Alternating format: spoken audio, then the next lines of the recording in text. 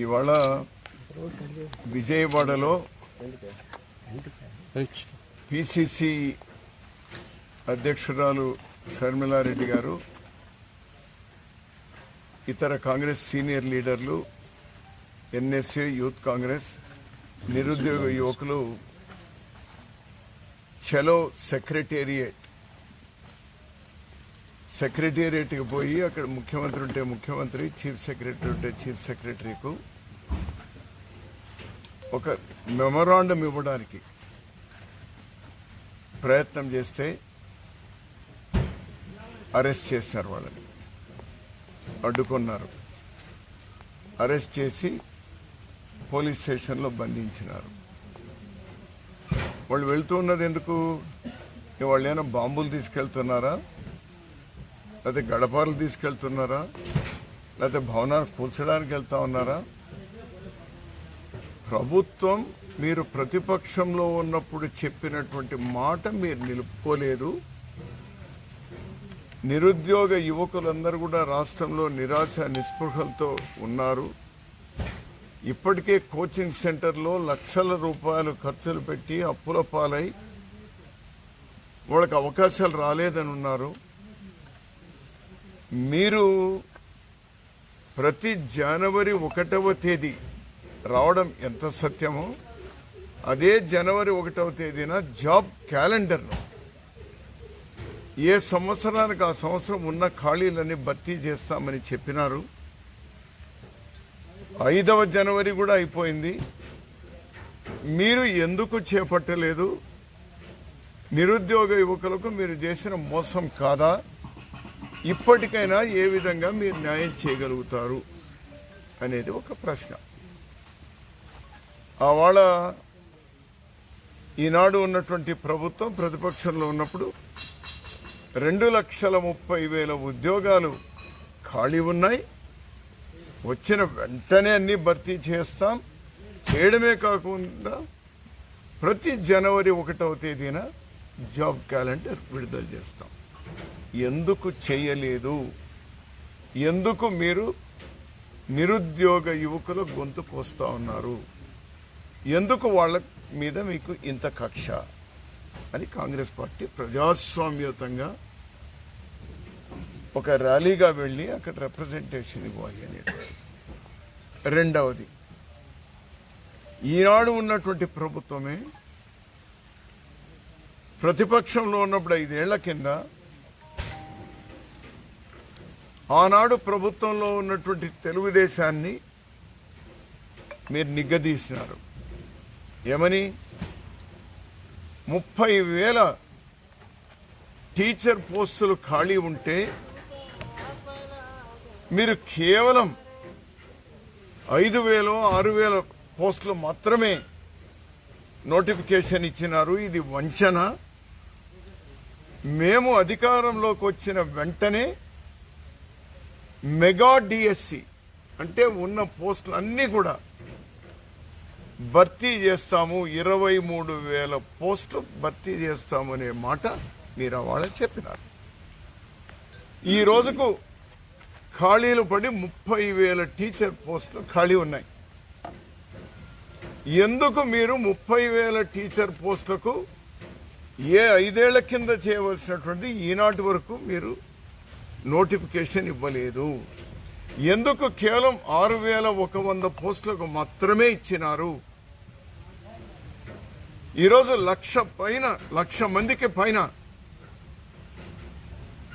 BEd, D.Ed చదువుకున్నటువంటి వాళ్ళు ఉన్నారు కదా, కోచింగ్లు తీసుకున్నారు కదా. ఎందుకు ఇవ్వలేదు? ఎందుకు మెగా డిఎస్సి మీరు చెప్పిన వాటి ప్రకారమే ఎందుకు ఇవ్వలేదు? అది ఇవ్వాలి అనేటువంటి రెండవ ఇష్యూ. మూడవది, మీరు ఈ నోటిఫికేషన్ ఇవ్వడమే మోసపూరితం. జస్ట్ ఎలక్షన్స్ బిఫోర్ అది కూడా పూర్తి లోపభూయిష్టంగా ఇచ్చినారు. కోర్టులో స్టే తెచ్చుకోవడానికి కావలసినటువంటి లొసుగులన్నీ అందులో నోటిఫికేషన్లో పెట్టి మీరు విడుదల చేశారు. ఇది నయవంచన కాదా?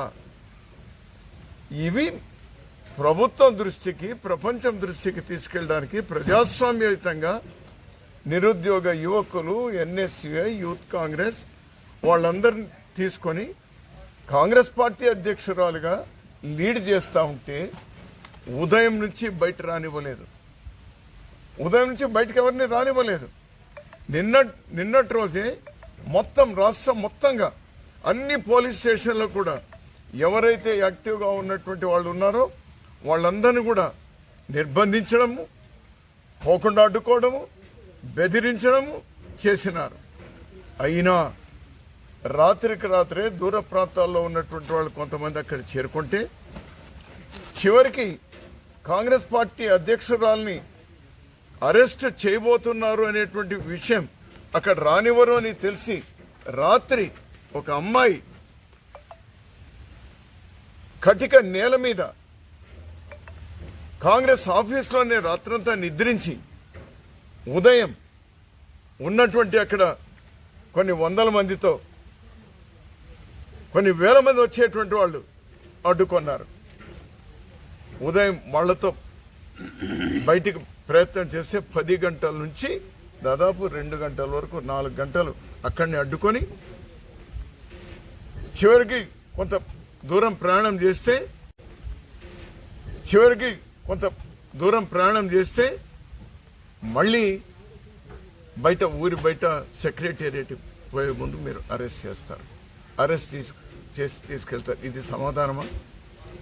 దీంతో నిరుద్యోగ యువకులకు మీరు సమాధానం చెప్పినట్టేనా? మీరు చెప్పిన 2,30,000 ఉద్యోగాలు భర్తీ చేసినట్టేనా? ఈరోజు ప్రకటిస్తారా? ప్రభుత్వంలో ఏ ఒక్క ఖాళీ లేదు, ఉద్యోగం ఖాళీ లేదు అని చెప్పదలుస్తారా మీరు? లేదు టీచర్ పోస్టులు మేము ఇంతే, మిగిలినటువంటివన్నీ కూడా మేము అబాలిష్ చేస్తామని చెప్తారా? మీరు మాటే కదా, మీరు మాట తప్పని వాళ్ళు కదా, మీరు మడమ తిప్పని వాళ్ళు కదా. మీరు నిరుద్యోగ యువత ఎంత దయనీయమైన పరిస్థితి అంటే వాళ్ళకు ప్రైవేట్ ఉద్యోగాలు లేవు, ప్రభుత్వ ఉద్యోగాలు మీరు ఫిలప్ చేస్తామని చేయరు. మీరు చాలని జీతాలతో ఉన్నటువంటి వాళ్ళందరినీ కూడా రెగ్యులరైజ్ చేస్తాను, అవి చేయలేదు. నిన్నగాక మొన్న అంగన్వాడీ, ఆ తర్వాత మొన్న హెల్త్ డిపార్ట్మెంట్లో పనిచేసేటువంటి ఆశా వర్కర్లు, ఎలక్ట్రిసిటీ డిపార్ట్మెంట్లో పనిచేసేటువంటి వాళ్ళు, మీరేం చేయదలుచుకున్నారు? మున్సిపాలిటీలో కానీ అన్నిట్లో కానీ చేస్తామన్నారు కదా. చివరికి ఉన్న ఉద్యోగస్తులకు 1వ తేదీ జీతం ఇచ్చిన సందర్భం ఉందా మీకు? 57 నెలలు చెప్పండి. ఈ 57 నెలల్లో ఎన్ని నెలల్లో 1వ తేదీ జీతం ఇచ్చినారు మీరు? ఇది ప్రభుత్వం నడిపే తీరేనా? ఇది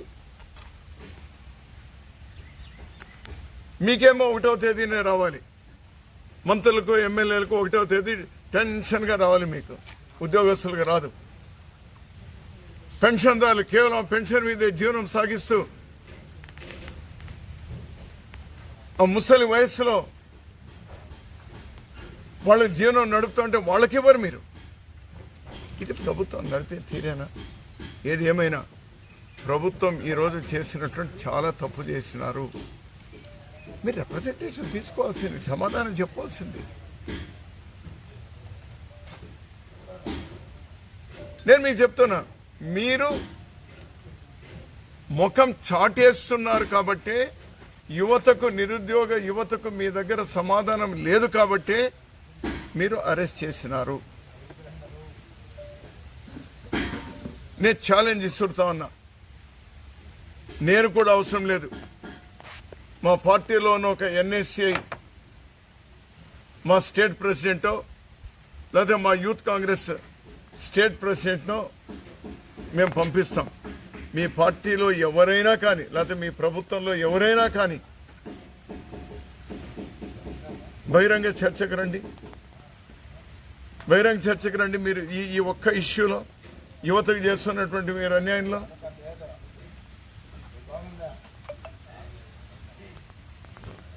చివరికి ఎన్ని స్కూళ్ళు క్లోజ్ చేశారు మీరు? న్యూ ఎడ్యుకేషన్ పాలసీని బీజేపీ ప్రభుత్వం దుర్మార్గంగా తీసుకొని వస్తే ఎన్ని స్కూల్ క్లోజ్ చేశారు? ఏదో ఫర్లాంగ్ 2 ఫర్లాంగ్లో స్కూల్కి పోవాలని ఈరోజు 3 కిలోమీటర్లు పంపిస్తున్నారు మీరు. ఇవన్నీ కూడా అవకతవకలు. విద్యా వ్యవస్థను నాశనం చేసినారు. ప్రభుత్వం పరిపాలన అనేటువంటి పూర్తిగా మూలపడింది, కుంటుపడింది. ఈరోజు చేసినటువంటి అరెస్టులను నిరసిస్తా ఉన్నాం, ఖండిస్తా ఉన్నాం. వెంటనే వాళ్ళందరినీ కూడా, మా నాయకులందరినీ కూడా విడుదల చేయాలి. ఆ ఉద్యోగాలన్నీ కూడా మీరు వెంటనే మీకు నిజంగా నిజాయితీ ఉంటే ఎలక్షన్ నోటిఫికేషన్ వచ్చే లోపల అన్ని ఉద్యోగాలు భర్తీ చేసి మీరు ఎలక్షన్ పోండి. Otherwise you don't have right to go for elections. ఇవన్నీ భర్తీ చే డిఎస్సి కానీ మిగిలిన ఉద్యోగాలు కానీ భర్తీ చేయకుండా మీరు ఎలక్షన్లు పోవడానికి అనర్హులు. మీరు యువతకు కూడా పిలిపిస్తా ఉన్నాం, నిరుద్యోగ యువతకు పిలిపిస్తా ఉన్నాం. మీరు కూడా అందరు కూడా జాగ్రత్తగా ఉండండి. మీ హక్కులు రక్షించడానికి ఏదైతే ఉద్యమం కాంగ్రెస్ పార్టీ చేపట్టిందో మీ ప్రతి ఒక్కరికి న్యాయం జరిగే వరకు కాంగ్రెస్ పార్టీ మీ వెంట ఉంటుంది. మీ న్యాయం జరిగే వరకు కాంగ్రెస్ పార్టీ పోరాడుతుంది.